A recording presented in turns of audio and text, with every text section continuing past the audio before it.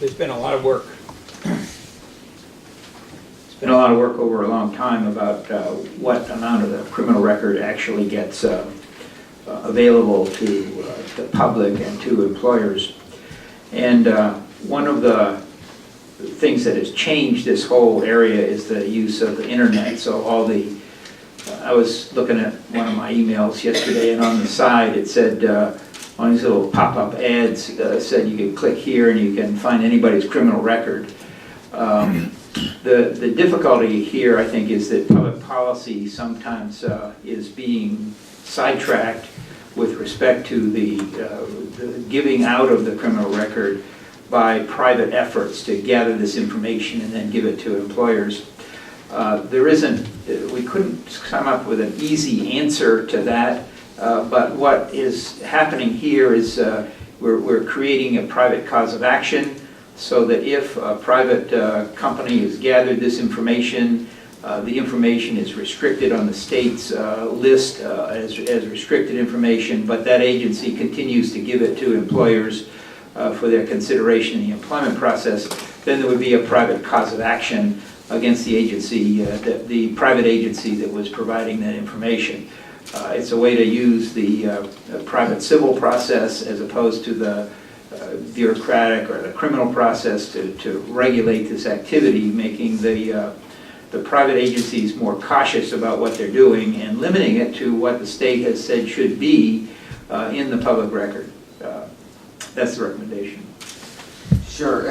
I think it's important to note, again, as with the ban the box discussion, that I think that this council certainly appreciates the balance about employers' right to know and the potential employees' right to receive the benefits of state law. And I also think it's important to note that HB 1176 in 2012 and HB 349 in 2013 both included pretty wide-ranging and pretty far-reaching restriction provisions when it comes to criminal histories.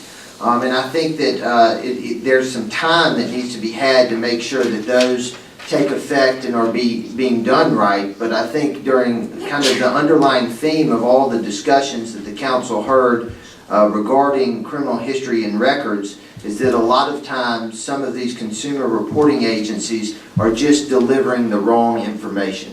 And I think that this provides a great recourse to those who are victims of that.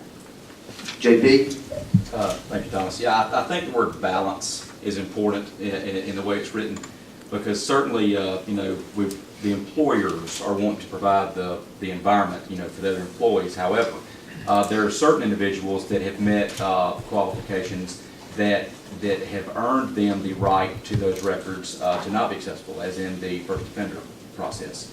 And so, like we said with the private reporting, if somebody completes that process and the private reporting agency doesn't update the system, then they're still reporting something that the individual has legally earned the right to not be accessible. So I think it's a very positive step, but I also think it bears mentioning that we already have part of this in place already. It's just a matter of using the council's opinion to really enforce it and push home the fact that we really need to hold these private reporting agencies accountable to ensure that our rights are protected. Sheriff? I agree. We see it all the time as a matter of course. People bring something in that they've gotten from a private source that doesn't match any of the records we have.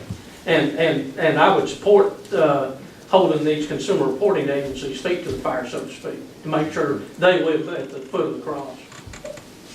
You don't have any more. When you don't have any more lights lit up, I'm making a motion. Okay.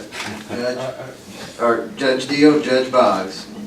Could I make a suggestion? I mean, we want to give some people a remedy so that they can enforce this. And perhaps we should suggest to the legislature, as they're looking at that, perhaps they need to look at where venue would be appropriate. I mean, if the company is in Washington State and they run an internet company that reports your criminal history erroneously, not many of us could afford to go to Washington State to sue them, to tell them to take our picture off the internet. So I'm not smart enough to figure it out, but I know that there are some folks in the legislature that could about whether we could have something that established that you could file a suit or you could enforce your remedy here in Georgia versus having to go to California to. Some type of long-arm statute. Yeah, Right. good point. Just, establish venue here. If it's distributed in Georgia, then you can take your remedy in Georgia. That's a great point, because distribution would certainly give personal jurisdiction, but venue may get a little dicey. Judge Boggs? Yeah, I'll leave the venue and long-arm statute interpretation to Judge Deal, but I think the concern deserves merit and more discussion. The concept of providing a private cause of action against a consumer reporting agency for erroneously delivering information to an employer has merit. The concern I've got is I don't know that it ought to be limited to just providing it to an employer. I think the issue ought to be if they're publishing it. If they're publishing it on the internet, if they're publishing it in any form or fashion, it's not just those instances when erroneous information is provided to employers that ought to be actionable. It ought to be any information gleaned from criminal records that are either required by statutory law to be sealed and are therefore distributed and published erroneously. And there ought to be a cause of action for that. But likewise, if the information, while public, is disseminated and it's wrong, now, I know you can imagine the defenses that will be available to the extent they glean that information from a GCIC or from some court record.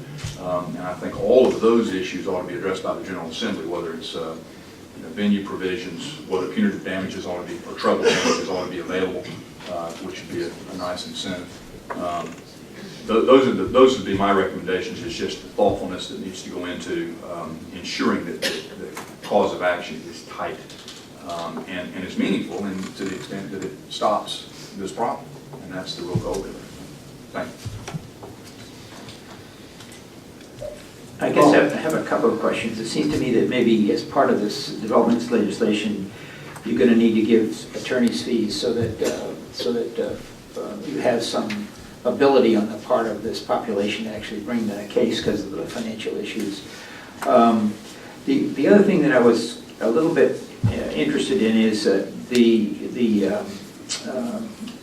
mugshot.com is what we talked about in the committee a little bit, and I don't know whether we were getting to that issue here.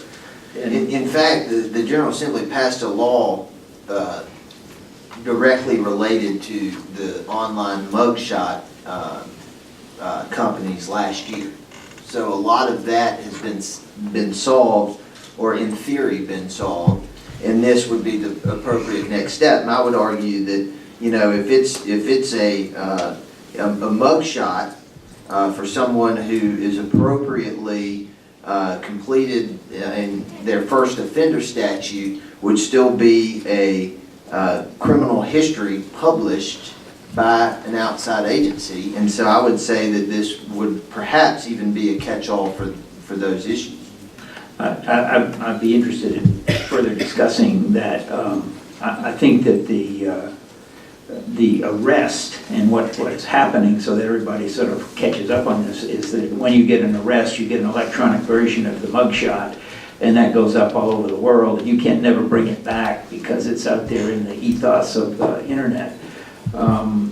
We had some discussion about the publishing or the making available to the public of the mugshot itself be in hard copy as opposed to be in the electronic version, so that the newspaper that needs the mugshot put it in the newspaper can come get it. But the internet agency in Nigeria probably isn't going to show up to be able to get the hard copy of it. So that it's something that I think needs to be further discussed, because I think the law that the state did, the legislature did last year, has some difficulties, because you can take action against the agency. You can write them a letter, but most of them don't even have an address that you can write a letter to, and then they transfer the information from one internet site to another. So I'm not sure that it solves the problem what the legislature did last year.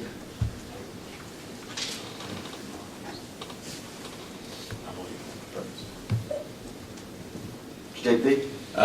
Yeah, I was just kind of wanting to get some clarification. The discussion we had was in relation to the actual criminal background histories that were being provided. And I don't know that, somebody posting a mugshot, I mean, there may be other legislation that's been looked at as far as that goes that addresses, when the offense occurs. But, when somebody's arrested and the picture goes up and it lists the charge, to me, that's a little bit different. That's a little bit different ball of wax than the actual criminal history that's been provided to employers.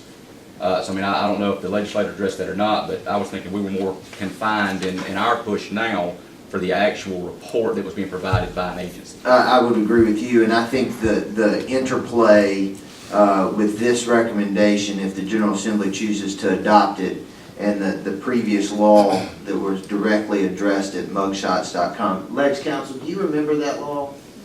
Okay, do you remember it enough to explain it to the council? The law that was passed last year had to do with being able to go under, it's in Title 10, using the Governor's Office of Consumer Affairs, I believe, in order to put a stop to the process. It's almost like bad mail that you're getting, but don't know. I haven't heard whether it's actually working or not because of this issue of mailing and trying to find the company to get them to cease and desist. I've heard from criminal defense lawyers that it's not proved effective. Okay, thanks. Representative Pat? I think the bill last year related to the mugshots.com defined under the Deceptive Practices Act, the act of charging to take down the photograph, which raises several issues, one of which is long arm. I've kind of looked at that problem, which is a little different than the recommendation here, and I plan on introducing a bill to try to address that, taking advantage of the federal IP law to broaden the jurisdiction. But be that as it may, I have one question about the recommendation here. Perhaps, I know devil's in the details. The question becomes, how will the consumer reporting agencies know what is accurate and what's not? I'm just concerned about the actual implementation of that. Could it be, instead of a private cause of action, could the recommendation be that to develop some procedures by which, like in the Federal Credit Reporting Act, that you could order your own history and have a mechanism for the person to correct that information. That way you don't put the burden on the consumer reporting agencies to, in fact, verify themselves whether or not some conviction is valid or not. And it may be out of state, and I'm not quite sure if that's practically doable, I guess, without exposing themselves to great liability. Judge Boggs? It's my understanding that GCIC, which in Georgia is the purveyor of all information relative to criminal background checks, has a mechanism by which the errors made in those reports can be remedied. The focus, we've kind of gotten a little far afield on our discussion here, but the focus is really on the actions of private criminal background check companies that are doing these criminal background checks, not going through GCIC or law enforcement, but rather doing criminal background checks privately for fee and providing that information to prospective employers concerning potential hire of what we would think here would be convicted felons, and doing so in a manner that is negligent, or any other number of terms that might define that they're not doing so with fair knowledge of what the facts are, and yet still disseminating information that should have been sealed or otherwise. And the real issue is not whether, I mean, I think their theory is that they can provide whatever information they find, and they have no obligation to do any due diligence and no obligation to check. And so you have that concern. You also have the commensurate constitutional concerns, First Amendment concerns. You have the public's right to know and press's right to know, and all of those things that you have to include in the process. And so I just think we need to be very careful. But if we limit it to what the recommendation was intended to address, which is a private cause of action against private criminal background check companies who are working for prospective employers, and we address the venue and applicability of long-arm statute and all the issues that are prevalent in any action like this, I think we would be wise. Now to the extent there are defenses available, and to the extent where they're getting this information, I really see the information that's contained in the criminal record provided to an employer is one thing, markedly different than providing a First Offender Act conviction to an employer. or juvenile record to an employer that is supposed to be sealed, that is much more egregious in my opinion, and such should probably be more actionable. Judge Bob, or Judge Deal? I was gonna say, I'm not completely familiar with the law that was passed last year, but my understanding is there are things that are restricted on your GCIC. For instance, if a case is dismissed, it's restricted on your GCIC by operational law. But if you want to have it restricted, for instance, at the clerk's office and the courthouse, those kinds of things, you have to file a separate civil action. And I think that's what the legislature could tie it to, is if you've gone to the trouble to file a civil action in the court to say these things should be restricted, I completed my first offender, or the case was null prost or whatever, then there is a process there that the company who's taken notice of your arrest should also take notice of the fact that you have subsequently filed an action and had that restricted. So it would be more than just an automatic thing that it looks like there's a process that the companies could be put on notice, because it is more than just it automatically happens. It is something you've taken proactive action to have done. And if they object to it, then they ought to come and object in the court. JP? Yes, I was, and Judge Boggs touched on this just a minute ago. The issues that we had discussed at length, which was in regards to the private reporting agencies and the criminal backgrounds, and then now to Judge Deal's statement, is if we've got the legislation sort of looked at for the other issue, and then we have other legal means which individuals have to pursue these other restrictions, then my recommendation would be that we go ahead with the motion or the recommendation that we've made, because the legislature certainly has the opportunity, and I would hope they would be encouraged to take and look at what's already been done, what's already available, and then align them as the legislature sees fit at that point. They know infinitely more about what they did last year with the mugshot.com deal than we do. So, the discussion we'd had and the consensus that, we came to several times was, this was important, this meat of this matter. Judge Boggs? Just so we're clear, the issue is not necessarily and overwhelmingly a problem with inaccuracies in the Georgia Crime Information Center relative to criminal histories on offenders. It is true that there are errors in those reports from time to time. I think the real problem we're trying to get at here is the availability of local court records to the public and to these private background check companies. Those records that someone completed a first offender or a conditional discharge, 1613-2 conditional discharge, which may have made their way up to the GCIC and been incorporated into some criminal background that law enforcement could subsequently use, or anybody doing a law enforcement background check could use. The problem is the open records in the courthouses and the people that can walk in there and get anything they want out of those records if they're, as Judge Deal says, if they have not been sealed. Or sealing and taking from public view records is also a serious issue because the public has a right to know. And the balance there is going to have to be based upon some really clearly articulated language that doesn't say that all these criminal records ought to be sealed, but that if someone's gone to the effort and there's been an adjudicatory process and a judge has determined there's merit to sealing the record, that it ought to be sealed, and if anybody gets into it and publishes information erroneously, then that's actionable. So I just think we need to be careful and think through it and recognize all of the countervailing balances that we have here in interest. Judge Teskey? I don't want to be redundant. And again, whenever it's the time for me to make the motion, Mr. Chairman, I'll go ahead and do that. But I just want to say that I agree with Judge Boggs. People only have the right to know in the First Amendment what's the truth. And if we're talking about helping inmates re-enter into a system with a focus on rehabilitation, we can't expect them to do that if they do what some of my kids and I take care of in my county say they lied on me. So it's already hard enough to deal with a criminal record than it is to deal with one that people are building onto it with lies. Any other comments, questions, discussion?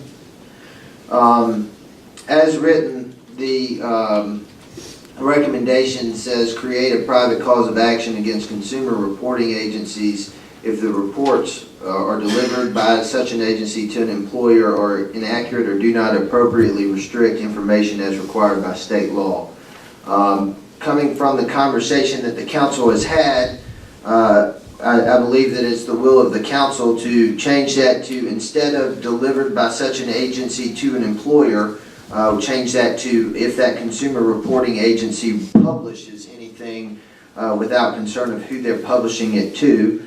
That we need to continue to wordsmith to clarify or at least acknowledge a potential venue problem and a potential need for a long-arm statute, as well as potentially developing procedures by which this can be corrected perhaps before a private cause of action is initiated, but I certainly think it's the will of the council to have the private cause of action. So with those kind of edits that will be finalized and polished as before the next meeting, is it the will of the council to approve this recommendation? Second. All in favor? Aye.